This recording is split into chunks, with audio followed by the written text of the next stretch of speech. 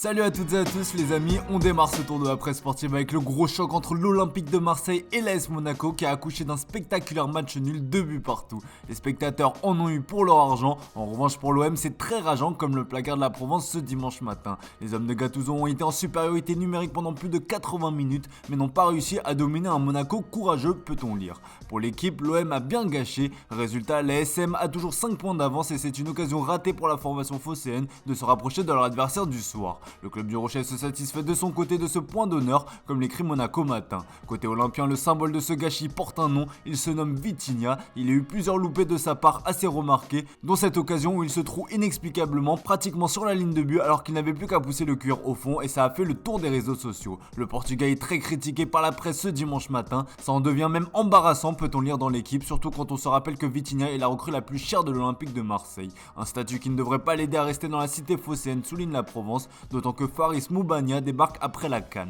A noter dans les autres résultats marquants de la journée que l'OGC Nice a remporté une victoire à la niçoise face à Metz, victoire 1-0 grâce à Guessant sur penalty. Cette 6ème victoire consécutive en Ligue 1 permet aux Aiglons de rester dauphins du PSG qui accueille ce soir le Stade Brestois. On file au Portugal pour parler justement de l'ancien club de Vitinha, le Braga SC, et tout roule là-bas puisque le club portugais 4ème en championnat vient déjà de réussir sa saison en remportant hier la Coupe de la Ligue portugaise contre Estoril comme le relais record ce matin. Au terme du temps réglementaire, les deux équipes étaient toujours à égalité, un but partout. C'est donc au tir au but que les deux équipes se sont départagées et c'est Braga qui l'a emporté après la tentative manquée du latéral Thiago lors de la 5ème tentative des siens. On retrouve la joie des joueurs de Braga sur la couverture d'Abola ou encore d'Ojogo. À 40 ans, José Fonte continue de remplir son armoire à trophées. Braga de son côté a soulevé sa 3ème coupe de la Ligue et le 6ème trophée majeur de son histoire. Direction l'Angleterre où le royaume de sa majesté est encore sous le choc après l'annonce du départ de Jürgen Klopp de Liverpool. Depuis cette annonce, le monde du foot lui rend hommage. Tous ont été marqués par son dévouement et sa passion pour les Reds. Un règne qui aura duré près de 9 ans et son héritage va être lourd à porter.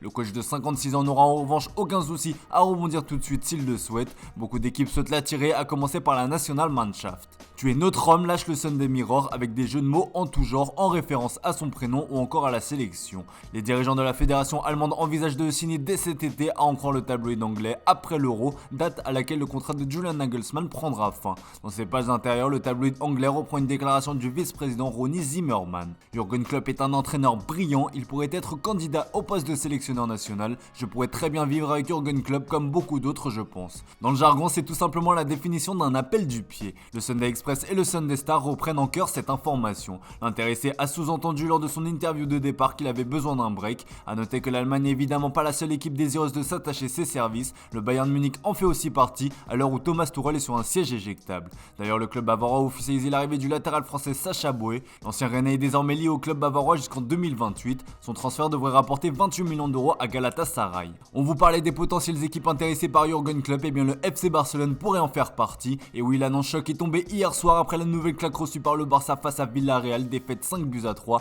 Une remontada du sous-marin jaune qui a presque été éclipsée par la bombe lâchée par Xavi qui a annoncé son départ le 30 juin prochain. Xavi s'en va, écrit sobrement le journal Sport dans son édition du jour. Il a fallu plus d'une heure à Xavi pour apparaître dans la salle de presse. La raison est simple, c'est après une réunion avec ses joueurs et son président Joan Laporta qu'il a annoncé la nouvelle aux médias. Le Mundo Deportivo relaye aussi cette bombe alors que le tacticien était sous contrat jusqu'en 2025. Mais la légende découlée a estimé qu'il n'était tout simplement plus l'homme de la situation, qu'il ne se sentait plus à sa place. Une nouvelle qui divise à l'heure où certains réclamaient la tête de l'entraîneur. Il n'aura en tout cas pas fallu beaucoup de temps pour voir le Barça réfléchir à son successeur, comme le relaye le journal AS dans ses pages intérieures. On retrouve 3 anciens de la maison, Thiago Motta, entraîneur de Bologne, ainsi que Rafa Marquez, l'entraîneur de l'équipe B, qui a déjà posé sa candidature. L'ancien joueur Giovan Bronckhorst est aussi cité, il est actuellement libre depuis son départ des Rangers. Enfin, Michel de Girona est présenté comme un entraîneur 100% compatible au Barça. Et la piste Jürgen Klopp relève du fantasme, même si Laporta est séduit par l'allemand. Du côté de la presse madrilène, ce départ de Xavi est interprété comme un aveu d'échec de la part des Catalans, c'est comme si ces derniers rendaient les armes. Adieu Xavi, adieu la Liga, placarde le journal AS sur sa une.